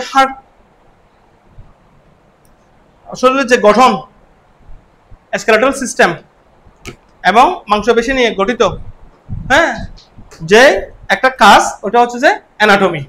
হ্যাঁ, এবং শরীরের বিভিন্ন তন্ত্রগুলো কিভাবে কাজ করে, ওটা হচ্ছে ফিজিওলজি। তারপর ভাইটাল অর্গানগুলো কি কি? আমরা যেগুলোতে ভাইটাল সাইন দেখি এগুলো হচ্ছে ভাইটাল অর্গান। হ্যাঁ, ভাইটাল অর্গানগুলো কি কি? Brain, heart, lungs, liver, kidney, এগুলো হচ্ছে ভাইটাল অর্গান। কয়েকটি ভাইটাল অর্গান নাম লিখে বললে, মানে যে অর্গানগুলো স্যার আমরা বাঁচবো না, ওগুলো হচ্ছে ভাইটাল অর্গান। কয়েকটা ভাইটাল অর্গানের নাম বললে আমরা কয়েকটি ভাইটাল অর্গানের নাম লিখতে পারি। তন্ত্র কি? মানব দেহের 11টি তন্ত্রের নাম লিখো। হ্যাঁ, অথবা কয়েকটি তন্ত্রের নাম লিখো। হ্যাঁ, তাহলে তন্ত্র কি? ওই যে সেল, কোষ, মাপদের একক কি? কোষ। কয়েকটা কোষ নিয়ে, কয়েক ধরনের কোষ নিয়ে কি গঠিত? টিস্যু গঠিত। কয়েকটা টিস্যু নিয়ে, কয়েক ধরনের টিস্যু নিয়ে কানেকটিভ সিস্টেম। হ্যাঁ, তারপরে হ্যাঁ বিভিন্ন রকম সিস্টেম, কয়েকটা তন্ত্র নিয়ে কি টিস্যু নিয়ে, কয়েক ধরনের টিস্যু নিয়ে একটা তন্ত্র গঠিত। কয়েকটা তন্ত্র নিয়ে একটি কি অঙ্গ, কয়েকটা অঙ্গ নিয়ে একটা শরীর, একটা দেহ। তাহলে তন্ত্র কি? তন্ত্র বলতে আমাদের শরীরের যে সিস্টেমগুলো আছে ওগুলো হচ্ছে যে তন্ত্র। যেমন শ্বসনতন্ত্র, রেচনতন্ত্র, রক্তসংবহনতন্ত্র, পরিপাকতন্ত্র, স্নায়ুতন্ত্র, পেশিতন্ত্র, তন্ত্র, অন্তঃক্ষরাতন্ত্র। এগুলো হচ্ছে যে 11টার নাম যদি লিখতে বলে এগুলো আমরা পারবো না? পারবো। তারপর হচ্ছে ভাইটাল সাইন কি? ভাইটাল অর্গানের যে সাইন এগুলো হচ্ছে ভাইটাল সাইন, তাই না? ভাইটাল সাইন কি? ভাইটাল অর্গানের সাইন। তো সব অর্গান তো সাইন দেয় না। লিভারে কোনো সাইন দেয়? লিভারে কোনো সাইন দেয়? লিভার তো ভাইটাল অর্গান। হ্যাঁ, তাহলে আমাদের বলতে হবে ভাইটাল সাইন হচ্ছে কি? টেম্পারেচার, পালস, রেসপিরেশন এবং বিপি। এই চারটাই মিলে হচ্ছে ভাইটাল সাইন। ভাইটাল সাইন সমূহের নাম লিখো, ও টেম্পারেচার, পালস, রেসপিরেশন, বিপি তখন লিখে দিলাম। রক্তের কাজ কি? রক্ত কি কাজ করে? হ্যাঁ, শরীরের মধ্যে অক্সিজেন সরবরাহ করে আর পুষ্টি সরবরাহ করে। হ্যাঁ, আমাদেরকে বাঁচিয়ে রাখতে কি করে? সাহায্য করে। হ্যাঁ, রক্তের কাজ কি? কয়েকটা কাজ লিখবেন। কয়েকটি বডি মুভমেন্টের নাম লিখো। Body movement